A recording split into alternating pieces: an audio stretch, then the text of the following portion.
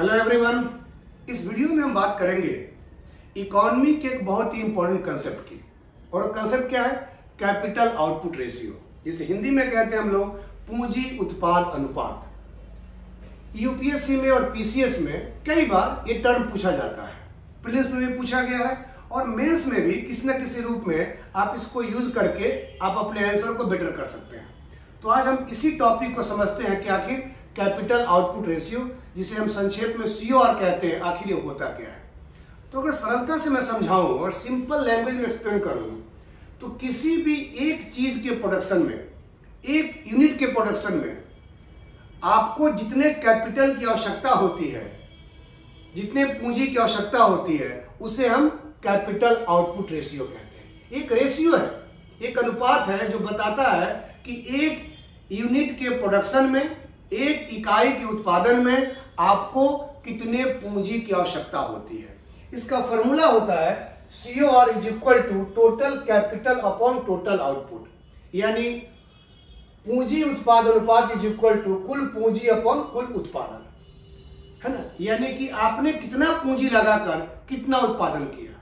हमेशा ध्यान रखना कि COR हमेशा लेस होना चाहिए।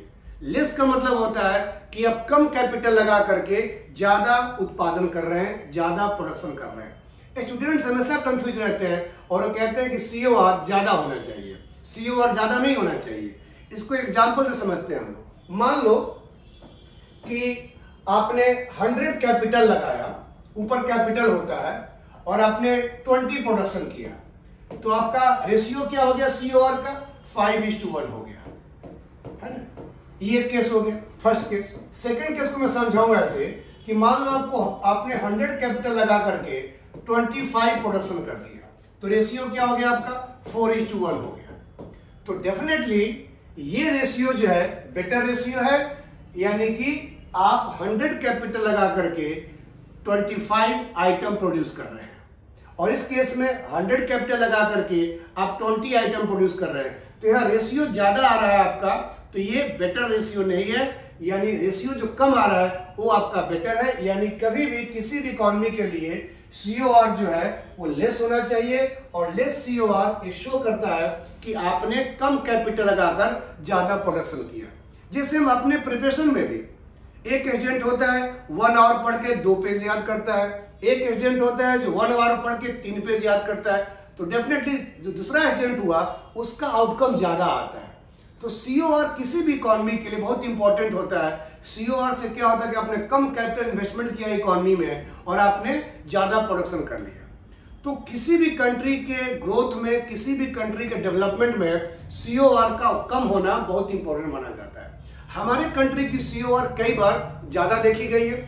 अब COR किन चीजों पर डिपेंड करता है, आपका आउटकम किन चीजों पर डिपेंड करता है। अगर इकोनॉमी पॉइंट ऑफ व्यू से मैं कहूं तो COR कुछ बेसिक चीजों पर डिपेंड करता है, जैसे टेक्नोलॉजी पे।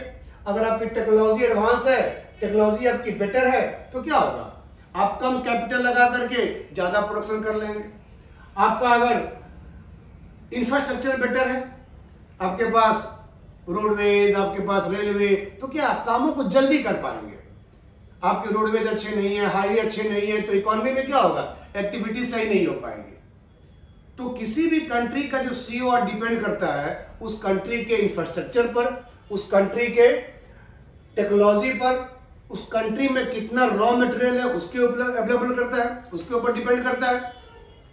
उस कंट्री में लेबर कितने स्किल्ड है इसके ऊपर डिपेंड करता है ना। यानी कई सारे फैक्टर्स होते हैं। और एक बहुत इंपॉर्टेंटली मैनेजरियल स्किल, यानी जिस भी काम को जो मैनेजर्स हैं, जो अपने वर्कर से करा रहे हैं, वो कैसे हैं।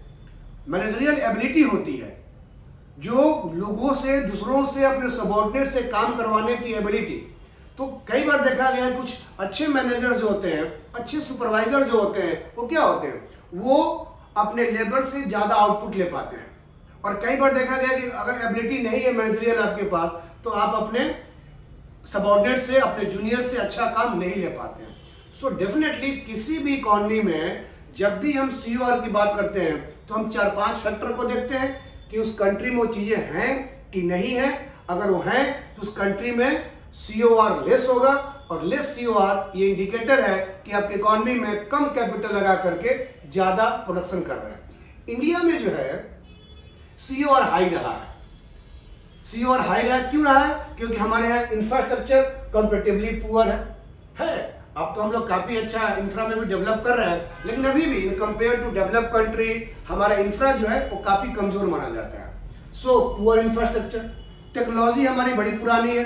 और हम टेक्नोलॉजी को ले रहे हैं, अडॉप्ट कर रहे हैं, लेकिन अभी भी इंडिया की टेक्नोलॉजी जो है उस लेवल की नहीं है जो एडवांस कंट्रियों की है। और टेक्नोलॉजी अगर बेटर नहीं होगी तो आपका आउटपुट कम आएगा।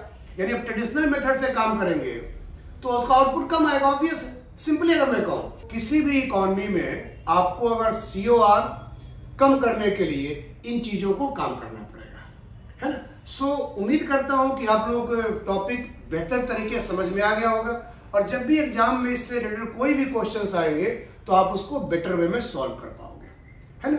तो इस वीडियो में इतना ही। अगले वीडियो में किसी और टॉपिक की हम लोग बात करेंगे, और उम्मीद करूंगा कि आपको टॉपिक समझ में आए। So thank you for watching this video. Thank you.